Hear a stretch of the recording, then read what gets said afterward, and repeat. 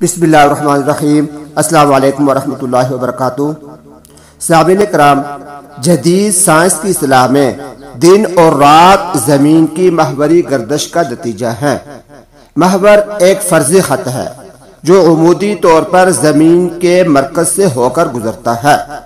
जमीन जब से बनी है वह इस वक्त से गर्दश में है। जब जमीन एक मरतबा अपने महवर में घूम जाती है तो उस मुद्दत को हमने अपनी सहूलत के लिए 24 घंटों पर तकसीम कर लिया है। फिर घंटों को मिनटों और सेकंडों में तकसीम किया है। जमीन जब अपने महवर में घूमती है तो जिस हिस्से पर रोशनी हो इसे दिन और जहां अंधेरा हो उसे रात कहते हैं। जमीन जिस रास्ते से सूरज के गिर्द गर्दश करती है वह इसका मदार कहलाता है। जमीन का महवर इस मदार पर 26 दर्जे झुका रहता है। इसी वजह से हमारे रात और दिन में फर्क रहता है।